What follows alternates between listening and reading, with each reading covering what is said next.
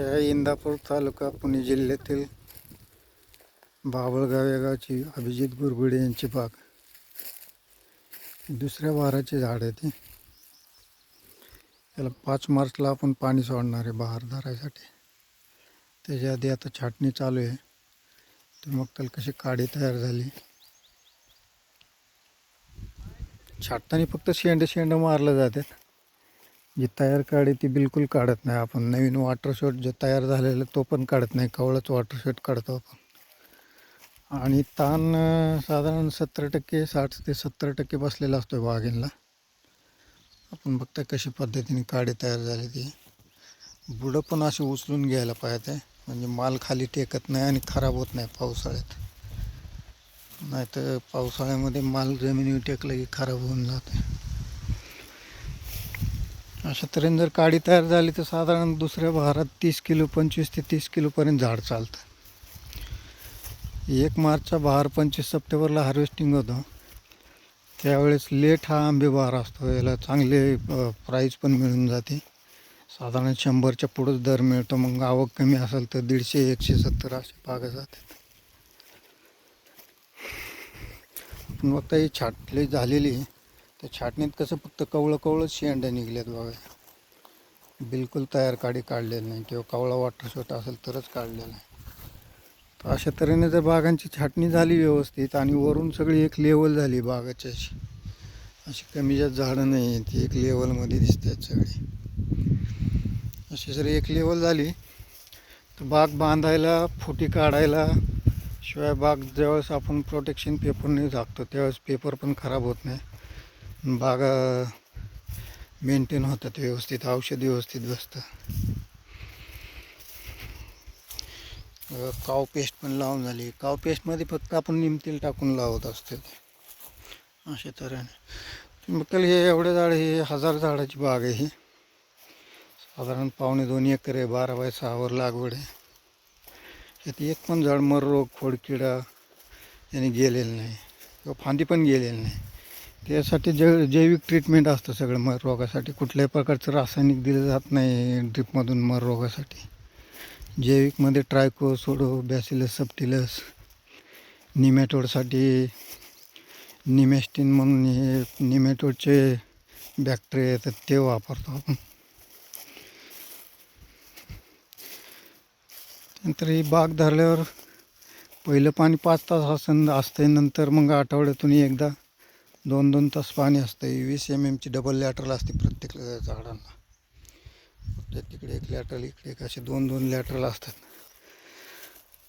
Lateral सगळ्यानंतर ओढून बांधतील, ते सरळ करतील.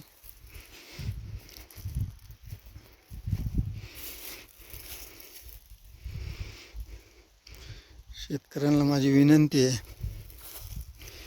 की बाग धरायची असेल, डाळिंब जर तुम्हाला लावलं असेल तर ते काडी आधीच तयार करा. माल हार्वेस्टिंग झालं की त्याला 52 34 19 19 सोडून काडी चांगली बनवा. त्याच्यामुळं पुढं तुम्हाला बहार धरल्यावर नरकळी जास्त निघणे किंवा शटिंग न होणे, बाग तगारणे हा प्रॉब्लेम होत नाही. अशी दिसती बाग बघा. याला इथ्रेल 1 ते 1.5 मिलीने घेतलं जातं. इथ्रेल बरोबर एक कीटकनाशक असतं, इमिडाक्लोप्रिड, सुपर कॉन्फिडर, आणि स्टिकर असतं बॅलन्स स्टिक.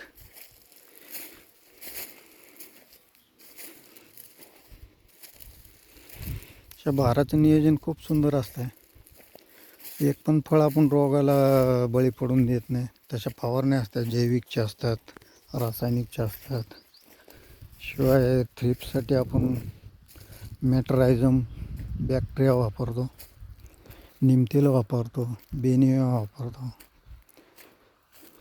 कळीच्या टायमात चिलिटेड कॉम्बी, फुलविक ॲसिड याचे स्प्रे असतात. शक्यतो 1261 किंवा असं इतर रासायनिक आपण फवारत पण नाही. ड्रिपमधून ते येत नाही, गरज पडत नाही, कारण काडी चांगली तयार होते आधीच. त्याच्यामुळे ह्याची काही गरज पडत नाही एक्स्ट्रा रासायनिक खताची. बाग धरायच्या आधीच रासायनिक असतं हे सगळं. बाग धरल्यानंतर रासायनिक शेकत देत नाही. 120 दिवस झाले 52-34 सोडतो आपण. तर अशा तऱ्हेने ही काडी बनली.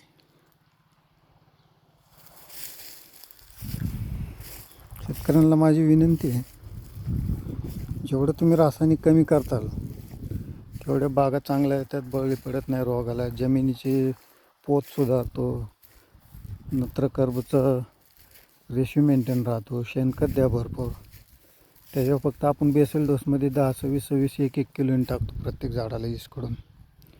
पाचट बाकी वापरलंच जातं प्रत्येक बागेत. ही पाचटाच्या गाठी आहेत. आता ही छाटणी झाली, ही पसरून टाकायची. गेल्या वर्षी टाकलेलं पाचट असं तऱ्हेने कुजायला लागले, ते कुजून गेलं सगळं, त्याचंच खत होतं. शेतकरी आलाय समोरूनच, आपला तरुण शेतकरी सगळे अभिजित गुरबुडी.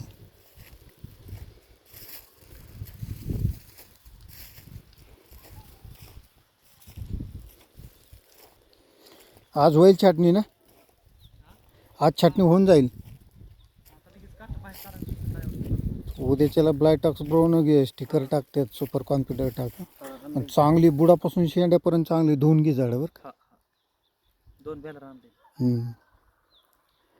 इथरेल 25 तारखेला मार. चालतंय. लगेच मारू नको. पाणी पालागड झाले मग 5 तारखेच्या आसपास सोडू. 5 मार्च. 5 5च्या मध्ये. इकडे 2-3 लाईन आहेत ना, त्या शिरवायच्या. ते असू दे, त्याला काय होत नाही. आता ते निम्मा ताण बसलाच आहे, तिथे पाणी लागतंय ना, तिथे उताराला असल्यामुळं. असू दे, त्याला काय होत नाही. ते इकडे फळ बी कमी येत आहे. ते आता काय करू, त्याला ते खालचे जे लॅटरल आहेत त्याला वाल टाकून ठेवू, छोटे छोटे, ते अर्धेच करून ठेवायचे.